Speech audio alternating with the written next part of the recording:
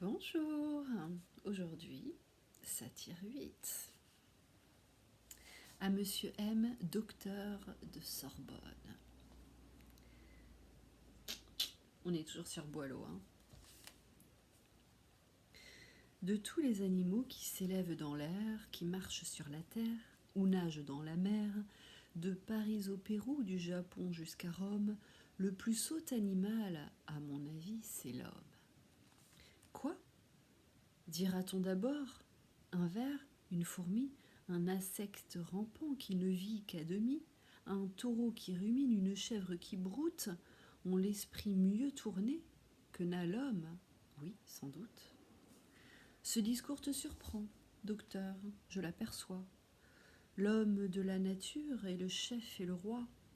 Bois, prés, champs, animaux, tout est pour son usage. Et lui seul a, dis-tu, la raison en partage. Il est vrai de tout temps, la raison fut son lot, mais de là je conclus que l'homme est le plus sot. Ces propos, diras-tu, sont bons dans la satire, pour égayer d'abord un lecteur qui veut rire. Mais il faut les prouver, en forme, j'y consens. Réponds-moi donc, docteur, et mets-moi sur les bancs. Qu'est-ce que la sagesse ? Une égalité d'âme que rien ne peut troubler, qu'aucun désir n'enflamme, qui marche en ses conseils, à pas plus mesurés qu'un doyen au palais, ne monte les degrés. Or cette égalité, dont se forme le sage, qui jamais moins que l'homme en a connu l'usage. La fourmi tous les ans traversant les guérets, grossit ses magasins des trésors de Cérès. Et dès que l'aquilon, ramenant la froidure, vient de ses noirs frimas attrister la nature, cet animal, tapi dans son obscurité, jouit l'hiver des biens conquis durant l'été. Jouit l'hiver des biens conquis durant l'été. Mais on ne la voit point d'une humeur inconstante, paresseuse au printemps, en hiver diligente, affronter en plein champ les fureurs de janvier ou demeurer oisive au retour du bélier. Mais l'homme sans arrêt, dans sa course insensée, voltige incessamment de pensée en pensée. Son cœur toujours flottant entre mille embarras, ne sait ni ce qu'il veut ni ce qu'il ne veut pas. Ce qu'un jour il abhorre, en l'autre il le souhaite. Moi, j'irais épouser une femme coquette. J'irai, par ma constance, aux affronts endurcis, me mettre au rang des saints qu'a célébré Bussy. Assez de sots, sans moi, feront parler la ville, disait le mois passé ce marquis indocile, qui depuis 15 jours, dans le piège arrêté, entre les bons maris, pour exemple cité, croit que Dieu, tout exprès, d'une côte nouvelle, a tiré pour lui, seul, une femme fidèle. Voilà l'homme, en effet. Il va du blanc au noir. Il condamne au matin ses sentiments du soir, importun à tout autre, à soi-même incommode. Il change à tout moment d'esprit comme de mode. Il tourne au moindre vent. Il tombe au moindre choc. Aujourd'hui dans un casque et demain dans un froc.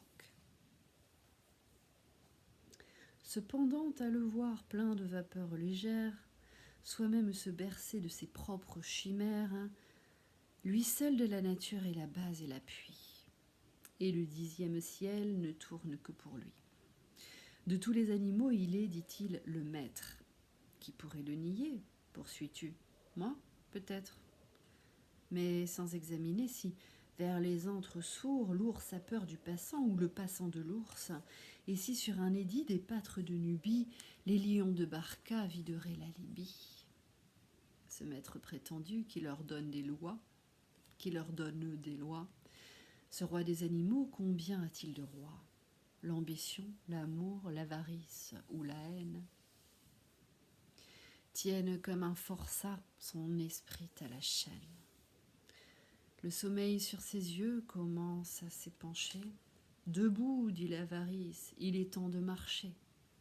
Hé, laissez-moi, debout, un moment. Tu répliques ? À peine le soleil fait ouvrir les boutiques. N'importe, lève-toi.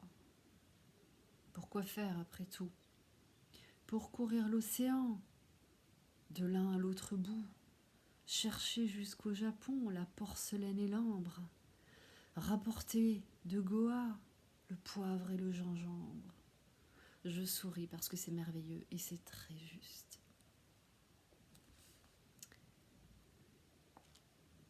Mais j'ai des biens en foule et je m'en puis passer. On ne peut trop avoir, et pour en amasser, il ne faut épargner ni crime ni parjure. Il faut souffrir la faim et coucher sur la dure. Eût-on plus de trésors que n'en perdit Galet, n'avoir en sa maison ni meuble ni valet, parmi les tas de blé vivre de seigle et d'orge, de peur de perdre un liard, souffrir qu'on vous égorge. Et pourquoi cette épargne enfin? L'ignores-tu? Alors là, il s'agit d'un dialogue depuis un moment. Afin qu'un héritier, bien nourri, bien vêtu, profitant d'un trésor en tes mains inutiles, de ton train quelques jours embarrasse la ville. Donc un dialogue. Il y avait une apostrophe ici.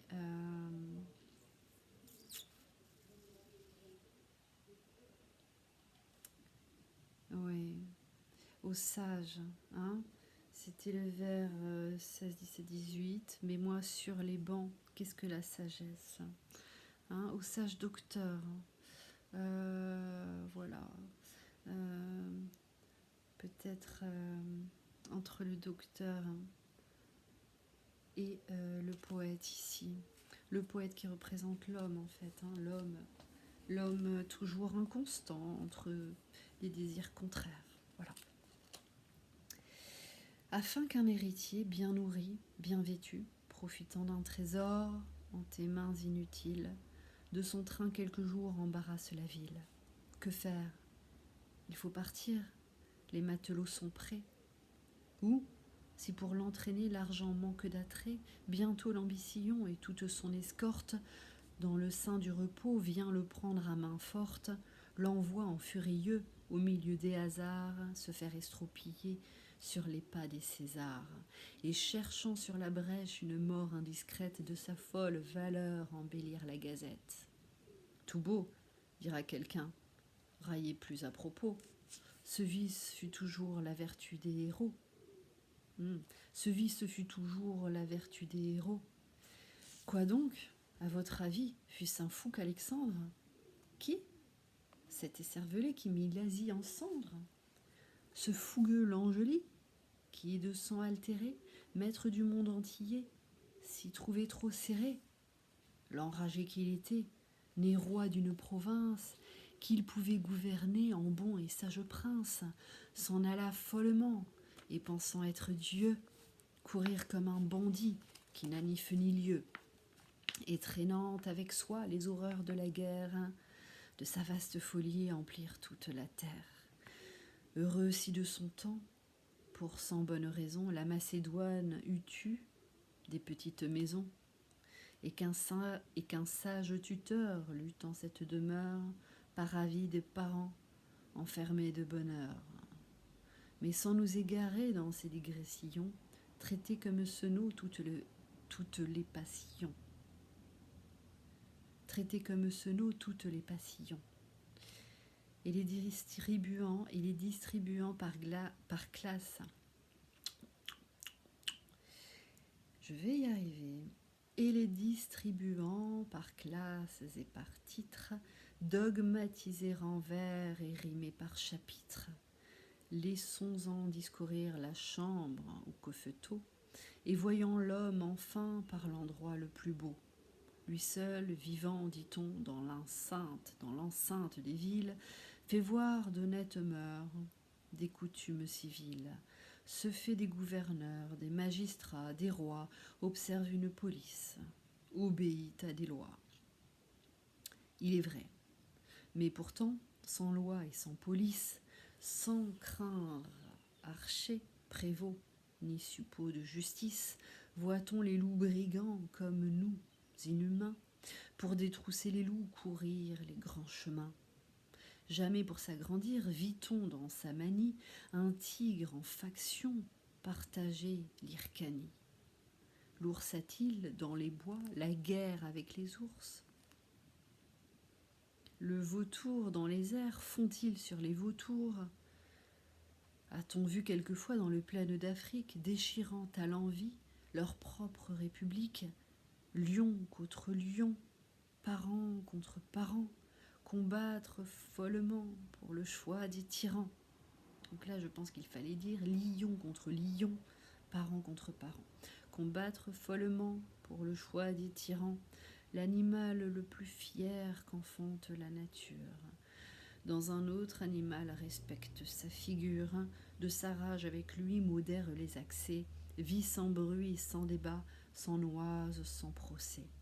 Un aigle sur un champ prétendant droit d'aubaine ne fait point appeler un aigle à la huitaine. Jamais contre un renard chicanant un poulet, un renard de son sac n'a la charger au lait. Jamais la biche en rute n'a, pour fait d'impuissance, traîné du fond des bois un cerf à l'audience, et jamais juge entre eux, ordonnant le congrès, de ce burlesque mot n'a sali ses arrêts. On ne connaît chez eux ni placé ni requête, ni haut ni bas conseil, ni chambre des enquêtes. Chacun, l'un avec l'autre, en toute sûreté, vit sous les pures lois de la simple équité. L'homme seul, en sa fureur extrême, met un brutal honneur à s'égorger soi-même.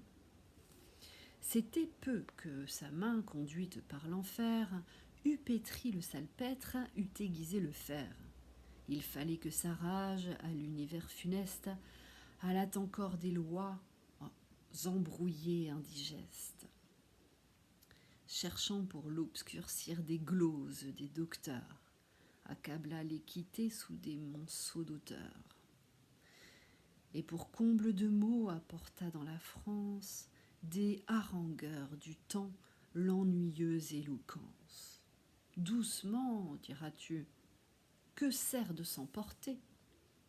L'homme a ses passillons, on en saurait douter. Il a comme la mer ses flots et ses caprices. C'est magnifique. Mais ses moindres vertus balancent tous ses vices.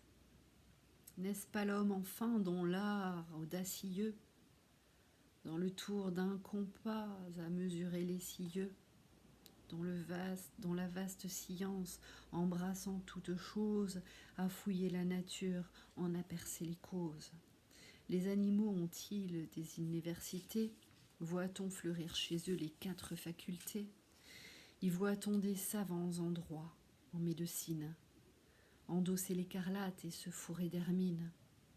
Non, sans doute.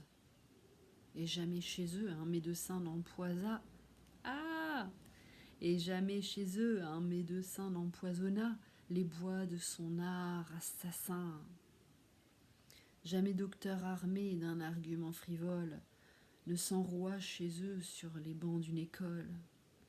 Mais sans chercher au fond si notre esprit déçu sait rien de ce qu'il sait, s'il a jamais rien su.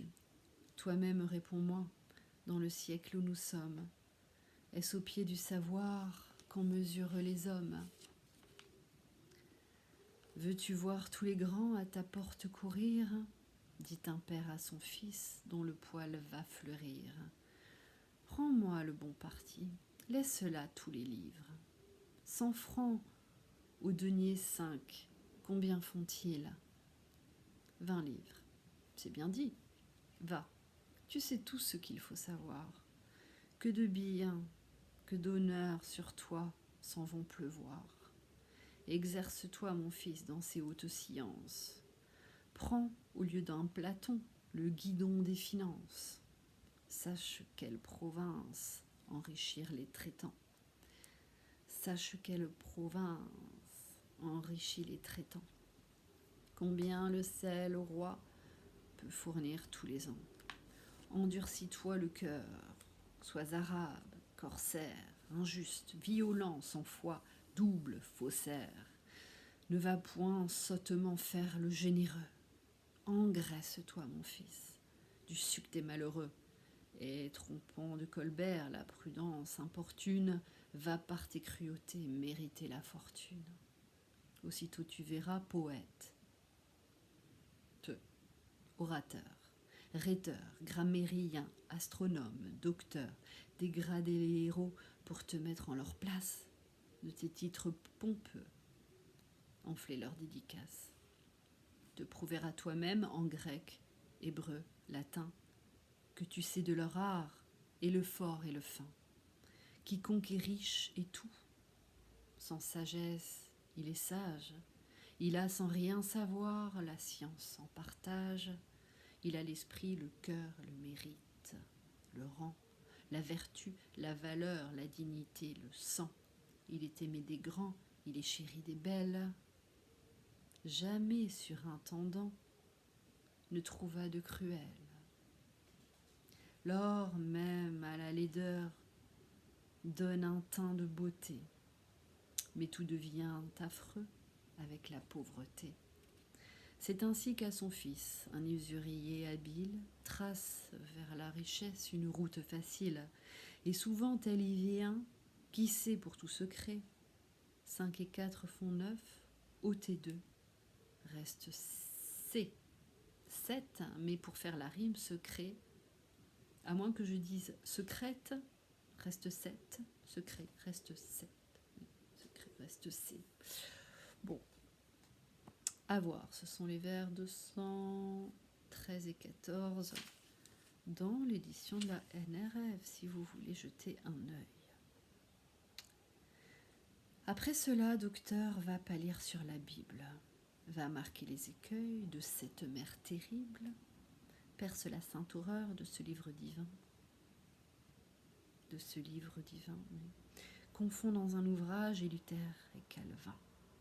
Débrouille des vieux temps les querelles célèbres, éclaircit des rabbins les savantes ténèbres, afin qu'en ta vieillesse, un livre en maroquin aille offrir ton travail à quelque refaquin, qui pour digne loyer de la Bible éclaircie, te paye en l'acceptant d'un je vous remercie. Ou si ton cœur aspire à des honneurs plus grands, quitte là le bonnet, la Sorbonne et les bancs, et prenant désormais un emploi salutaire, mets-toi chez un banquier, ou bien chez un notaire. Laisse là saint Thomas s'accorder avec Scott, et conclus avec moi qu'un docteur n'est qu'un sot. Un docteur, diras-tu? Parlez de vous, poète. C'est pousser un peu loin votre muse indiscrète. Mais sans perdre en discours le temps hors de saison, l'homme, venez au fait, n'a-t-il pas la raison? N'est-ce pas son flambeau, son pilote fidèle? Oui, mais de quoi lui sert que sa voix le rappelle, si, sur la foi des vents tout prêt à s'embarquer, il ne voit point d'écueil qu'il ne l'aille choquer? Et que sert à Cotin la raison qui lui crie? N'écris plus, guéris-toi d'une vaine furie. Si tous ces vains conseils, loin de la réprimer, ne font qu'accroître en lui la fureur de rimer. Tous les jours de ses vers, qu'à grand bruit il récite, il met chez lui voisins, parents, amis en fuite. Car lorsque son démon commence à l'agiter, tout jusqu'à sa servante est prêt à déserter. Un âne, pour le moins, instruit par la nature, à l'instinct qui le guide obéissant murmure, ne va point follement de sa bizarre voix défier, gros chansons, les oiseaux dans les bois. Sans avoir la raison, il marche sur sa route. L'homme seul, quel éclair en plein jour ne voit goutte, réglé par ses avis, fait tout à contretemps, et dans tout ce qu'il fait n'a ni raison ni sens. Eh non, à contretemps et saint. Réglé par ses avis, fait tout à contretemps, et dans tout ce qu'il fait n'a ni raison ni sens. Tout lui plaît et déplaît, tout le choque et l'oblige, sans raison qu'il est gai, sans raison il s'afflige. Son esprit au hasard aime, évite, poursuit, défait, refait, augmente, ôte, élève, détruit. Et voit-on comme lui les ours, ni les panthères s'effrayer sottement de leur propre chimère, plus de 12, attroupés, craindre le nombre impair, référence à l'alexandrin ici, ou croire qu'un corbeau les menace dans l'air. Jamais l'homme, dis-moi, vit-il la bête folle, sacrifier à l'homme, adorer son idole, lui venir comme au dieu des saisons et des vents, lui venir comme au dieu des saisons et des vents, c'est bon, au Dieu, pas au dieu, au Dieu, lui venir comme au Dieu des saisons et des vents, demander à genoux la pluie ou le beau temps. Alors je reprends. Jamais l'homme, dis-moi, vit-il la bête folle, sacrifier à l'homme, adorer son idole, lui venir comme au Dieu des saisons et des vents, demander à genoux la pluie ou le beau temps. Non, mais 100 fois la bête a vu l'homme hypocondre, adorer le métal que lui-même il fit fondre. A vu dans un pays les timides mortels trembler aux pieds d'un singe assis sous leurs autels. Et sur les bords du Nil, les peuples imbéciles lancent en soir à la main chercher les crocodiles. Mais pourquoi, diras-tu, cet exemple odieux? Que peut servir ici l'Égypte et ses faux dieux? Quoi? Me prouverez-vous par ce discours profane que l'homme, qu'un docteur, est au-dessous d'un âne? Un âne, le jouet de tous les animaux, un stupide animal, sujet à 1000 mots, dont le nom seul en soi comprend une satire. Oui, d'un âne. Et qu'a-t-il qui nous excite à rire? Nous nous moquons de lui, mais s'il pouvait un jour, docteur, sur nos défauts s'exprimer à son tour, si pour nous de réformer le ciel prudent et sage de la parole enfin lui permettait l'usage, qu'il peut dire tout haut ce qu'il se dit tout bas. Ah, docteur, entre nous, que ne dirait-il pas? Et que peut-il penser lorsque dans une rue, au milieu de Paris, il promène sa vue, qu'il voit de toutes parts les hommes bigarrés, les uns gris, les uns noirs, les autres chamarrés? Que dit-il quand il voit, avec la mort en trousse, courir chez un malade, un assassin en housse? Tac les médecins. Qu'il trouve de pédants un escadron fourré, suivi par un recteur de bedeaux entourés, ou qu'il voit la justice, en grosse compagnie, mener tuer un homme, ou qu'il voit la justice en grosse compagnie, mener tuer un homme avec cérémonie. Que pense-t-il de nous lorsque sur le midi un hasard au palais le conduit un jeudi? Lorsqu'il entend de loin, d'une gueule infernale, la chicane en fureur mugir dans la grande salle. Que dit-il quand il voit les juges, les huissiers, les clercs, les procureurs, les sergents, les greffiers? Oh, que si l'âne alors, à bon droit misanthrope, pouvait trouver la voie qu'il eût au temps d'Ésope, de tous côtés docteur, voyant les hommes fous, qu'il irait de bon cœur sans en être jaloux, content de ses chardons et secouant la tête, ma foi, non plus que nous, l'homme n'est qu'une bête. Et voilà. Alors bon, dès qu'on a une petite seconde de réflexion, voilà, on perd le fil, c'est très important, le rythme se crée de lui-même, et voilà, parfois on peut hésiter un peu sur la prononciation, notamment pour ces rimes là qui sont prononcées ou non prononcées à la fin des vers. Enfin, je trouve ça quand même extrêmement charmant, extrêmement fin d'esprit. À bientôt.